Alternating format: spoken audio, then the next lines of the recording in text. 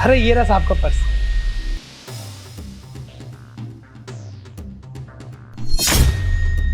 इतने सारे पैसे अपनी लाइफ में पहली बार देख रहा हूँ। ये तो ये सिक्योरिटी गार्ड तो इनका पर्स चुरा रहा है। मैं क्या करूं? इसे पकड़ लेती हूँ। ये तो बाहर जा रहा है, ये भी घर पे नहीं है, मैं अकेली हूँ। जो होगा देखा जाएगा, पहले इसे पकड़ती हूँ।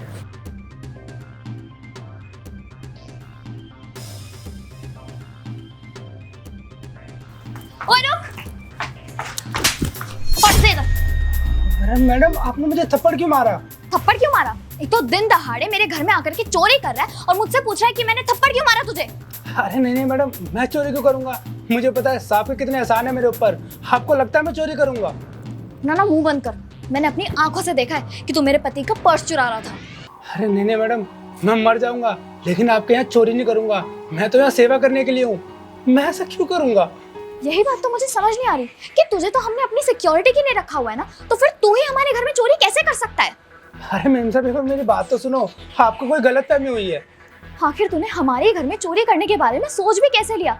मुझे एक बात बता, क्या मेरे हस्बैंड तुझे अच्छा खासा पैसा नहीं देते? तेरी सैलरी भी बहुत अच्छी है और तुझे एक्स्ट्रा पैसे भी मिलते हैं। हमने तुझे जानबूझ करके काम पर रखा ताकि तेरी हेल्प हो जाए। तेरे घर में छोटे छोटे बच्चे हैं, उनके बारे में सोचकर हमने तेरी हेल्प की कि वो लोग पढ़ लिख लेंगे और तेरे घर का खर्चा निकल जाएगा। अब एक शब्द मत बोल मेरे सामने। अब तुझे जो भी बोलना है ना, पुलिस स्टेशन में जाकर बोलिए। अभी पुलिस को बुलाती हूँ मैं, रुक जा। अरे नहीं मैडम, आप पुलिस को फोन मत करिए। मैं बताता हूँ असल में बात क्या है। साहब ने कहा था पर्स लाने के लिए मुझे। अच्छा, वो तुझे क्यों कहेंगे पर्स लाने के लिए? वो खुद भी तो जाकर ले सकते हैं ना अपना पर्स। अबे ओए, जब मेरे को खुद ही पर्स लाना होता तो मैं खुद चल के ना आ जाता। तेरे को क्यों भेजा मैंने? क्या कर रहा है तू यहाँ पे? अरे साहब, अच्छा हुआ आप आ गए। देखिए ना, मैडम मुझे पुलिस के हवाले कर रही है। बोलिए कि मैं चोर हूँ। पुलिस? पुलिस को क्यों बुला रही हो तुम? क्या कर दिया इसने? धर्मेंद्र, तुम इसकी बातों में मत आना। तुम्हें पता ही क्या कर रहा था? हमारे घर में आकर के जब इसे कोई नहीं दिखा ना, तो ये तुम्हारा पर्स चुरा करके भाग रहा था।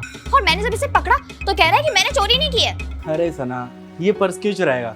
मैंने ही तो इसको भेजा था अपना पर्स लेने के लिए। और ये देखो, यहाँ पे खड़े होके बातें कर रहा है। लो सुन लो, मैंने कोई चोरी नहीं करी। साहब से सुन लो आप। क्या आपने इसे खुद भेजा था पर्स लाने के लिए? तो तुझे मुझे बता देना चाहिए था ना। अगर तू बता देता तो मुझे पता चल जाता।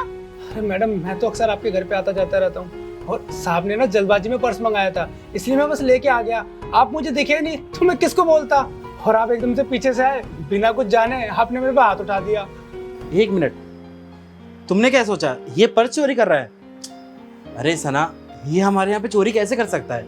हाँ, इतने सालों से हमारे लिए काम कर रहा है, इतनी वफादारी से काम कर रहा है। Dharmendra, I am really sorry, मुझे माफ कर दो।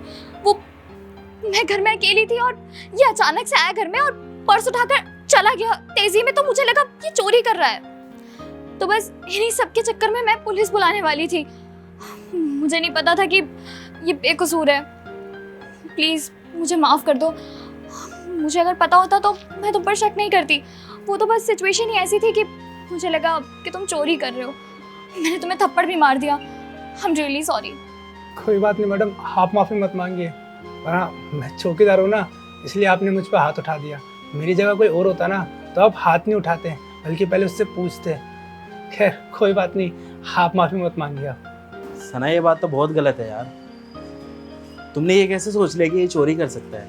हाँ, तुम खुद सोचो ना, इसके भरोसे हम कितनी बार घर छोड़ के गए हैं। आज तक पीछे से घर में कुछ भी चोरी हुआ है? नहीं हुआ ना।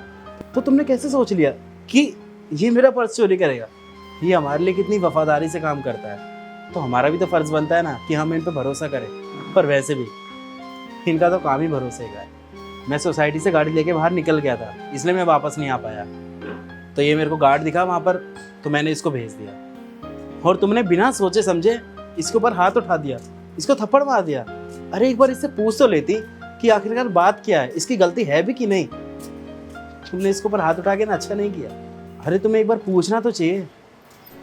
और संदीप, प्लीज़ यार, मैं इसकी तरफ से हाथ जोड़ के तेरे से माफ़ी मांगता हूँ। इससे गलती हो गई, ये दिल की बुरी नहीं है, जाने अनजाने में इससे गलती हुई है। बस प्लीज़ इसे माफ़ कर दो। अरे नहीं साहब, आप माफ़ी मत मांगिए। आपका तो इतना एहसान है मुझ पर। बस दुख तो इस बात का है कि इतने साल ईमानदारी से काम करने के बाद भी मैडम को मुझ पर भरोसा नहीं है और इनको लगता है कि मैं चोर हूँ। खैर आप लोग माफ़ी मत मांगिए, मैं चलता हूँ। और हाँ, किसी भी चीज़ की ज़रूरत हो तो बता देना। चलता हूँ। सना तुमने बिल्कुल भी ठीक नहीं किया संदीप के साथ। देखा बेचारा कितना परेशान हो गया वो। आपका पर्स। लाओ जाओ तुम।